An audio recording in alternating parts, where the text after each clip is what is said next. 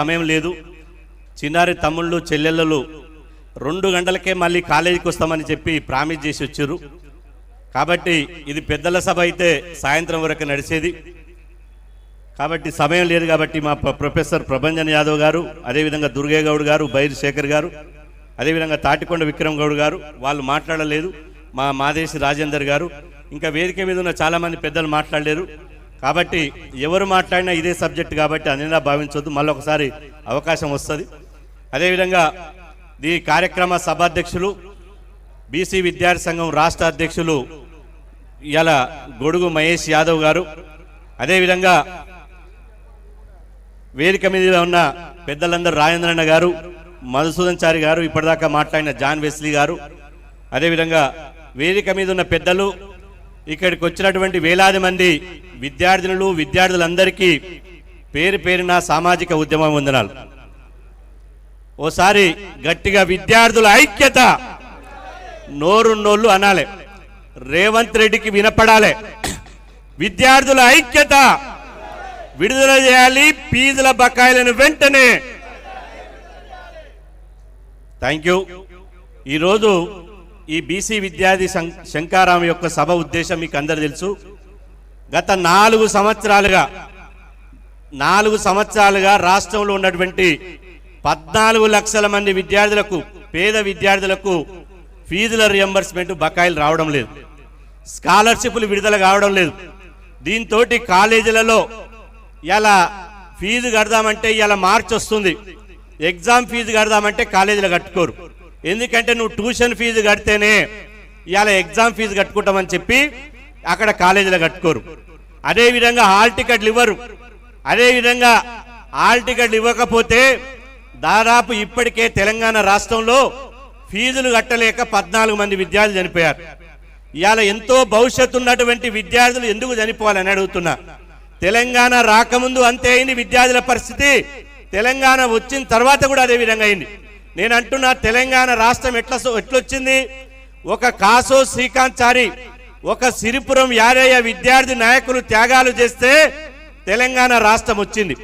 ఇవాళ చీమలు పెట్టిన పుట్టలు పాములకు నిలయమైనట్టు విద్యార్థులు చేస్తే తెలంగాణ రాష్ట్రం వస్తే, తెలంగాణ రాష్ట్రంలో వీళ్ళు వచ్చిన తెలంగాణ మీద ముఖ్యమంత్రి పీఠం మీద వీళ్ళు కూర్చొని ఫీజుల రియంబర్స్మెంట్ ఇవ్వడం లేదు.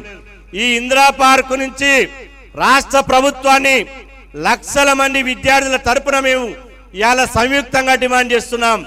వారం రోజుల లోపట రాష్ట్ర ప్రభుత్వం 4,600 కోట్ల ఫీజుల బకాయిలు విడుదల చేయకపోతే 100% రాష్ట్ర సచివాలయానికి వేల మంది విద్యార్థులతో ముట్టడించి సచివాలయానికి తాళాలేస్తామని చెప్పి సందర్భంగా మీ అందరి సమక్షంలో హెచ్చరిస్తున్నామని చెప్పి సందర్భంగా తెలియజేస్తున్నా. ఇవాళ ప్రభుత్వం ఉన్నది ఎందుకు? విద్యార్థుల భవిష్యత్తు ఫీజులు ఇవ్వకపోతే మళ్ళా మనం కుమ్మరి పని చేయాలి, సాకలి పని చేయాలి, మంగళ పని చేయాలి, మళ్ళా కులవృత్తులకు పోవాలి. మీరేమో ముఖ్యమంత్రి పీఠాల మీద కూర్చుంటారు, ఎమ్మెల్యే ఎంపీ మంత్రి పీఠాల మీద కూర్చుంటారు. మేము చదువుకుంటే ఇవాళ స్కాలర్షిప్లు ఇవ్వరు. నేను అంటున్నా, ముసలోళ్ళకు ఆసరా పింఛన్న పేరుతోటి నెల నెల రాష్ట్ర ప్రభుత్వం వేస్తుంది. ఇవ్వాల్సిందే ముసలోళ్ళకి నాయన, కానీ పేద విద్యార్థులకు ఎందుకు ఇవ్వరు?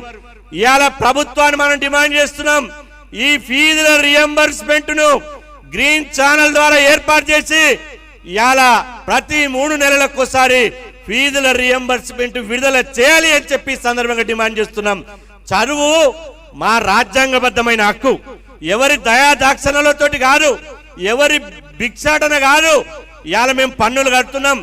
రాష్ట్ర బడ్జెట్ 2,42,000 కోట్ల రాష్ట్ర బడ్జెట్ ఉంటే ఒక్క 10,000 కోట్లు ఫీజు రియంబర్స్మెంట్కి ఇస్తే మీ ముళ్ళ ఏం పోతుందని అడుగుతున్నాం, మీ సొమ్ము ఏం పోతుందని అడుగుతున్నాం. ఇవాళ మీరు ఎవరికి ఇస్తున్నారు?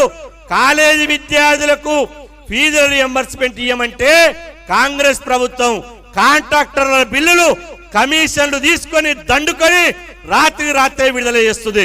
కాబట్టి మేము అడుగుతున్నాం, బిడ్డ మా కాంట్రాక్టర్లకు బిల్లులు కాదు, కాలేజీ విద్యార్థుల ఫీజుల రియంబర్స్మెంట్ విడుదల చేయాలి అని చెప్పి సందర్భంగా డిమాండ్ చేస్తున్నాం. అదేవిధంగా ఇవాళ మీరు గనక వినకపోతే ఇవాళ ఇప్పటికే కాలేజ్ యాజమాన్యాలు, ఇంటర్మీడియట్ కాలేజ్ యాజమాన్యాలు ఇంటర్ ప్రాక్టికల్స్ బంద్ పెట్టిరు. డిగ్రీ కాలేజీలు మేము సెంటర్లు ఇవ్వమంటున్నారు. ఇవాళ తెలంగాణలో ఎస్సీ ఎస్టీ బీసీ మైనార్టీ పేద అగ్రకుల పేదలందరూ కాలేజీలు పెట్టుకుంటే ఇవాళ వచ్చిన తెలంగాణలో కాలేజీలకు తాళాలు పడ్డాయి. ఎక్కడ కూడా కాలేజీలు నడిచే పరిస్థితి లేదు. ఇది రాష్ట్రంలో జరుగుతున్నటువంటి వాస్తవాన్ని కాంగ్రెస్ ప్రభుత్వం రావాలి. కాంగ్రెస్ ప్రభుత్వం కామారెడ్డి డిక్లరేషన్ ఇచ్చింది. బీసీ విద్యార్థులకు మేము వస్తే ఎస్సీ ఎస్టీ విద్యార్థులకు ఎట్లయితే ఫుల్ ఫీజులు ఇస్తున్నామో మొత్తం ఫీజులు ప్రభుత్వం ఇస్తుందని చెప్పి హామీ ఇచ్చింది. ఈ సందర్భంగా డిమాండ్ చేస్తున్నాం, ఎట్లయితే ఎస్సీ ఎస్టీ మైనార్టీలకు విద్యార్థులకు ఇస్తున్నారో బీసీ ఈబీసీ విద్యార్థులకు కూడా టోటల్ ఫీజులు విడుదల చేయాలి. ఇవాళ జరిగింది ఇవాళ సమర శంకరావు ఒక మచ్చుకు మాత్రమే. పొద్దుగాల 10 గంటలకు వచ్చినాం, ఇవాళ మళ్ళీ అడుగుతున్నాం.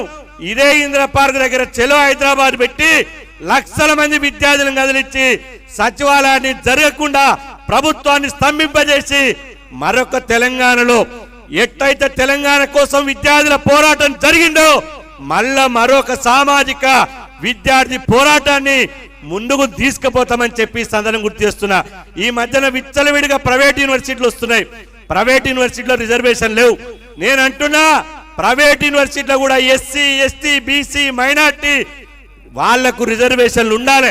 రిజర్వేషన్లు ఎవరిచ్చే బిచ్చగాదు, మా సామాజిక హక్కు. రిజర్వేషన్లు ఇచ్చే వరకు మిమ్మల్ని వదిలిపెట్టాం. అదేవిధంగా యూనివర్సిటీ విద్యార్థుల మెచ్చార్జీలు పెంచాలి. అదేవిధంగా మిడ్ డే మీల్స్ ఉన్నటువంటి విద్యార్థుల మెచ్చార్జీలు పెంచాలి.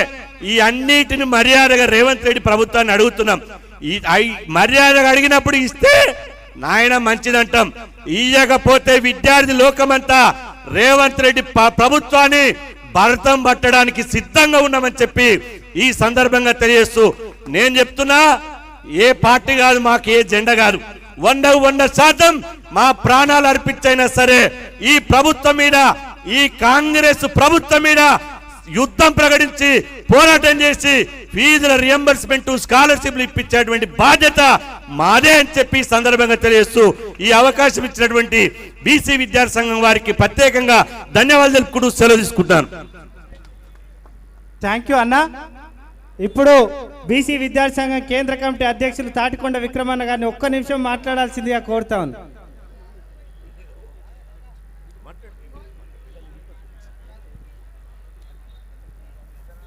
థ్యాంక్ యూ అన్న, సమయం తక్కువ ఉన్నందుకు. అన్న రాజేందర్ అన్న గతంలో ఆర్థిక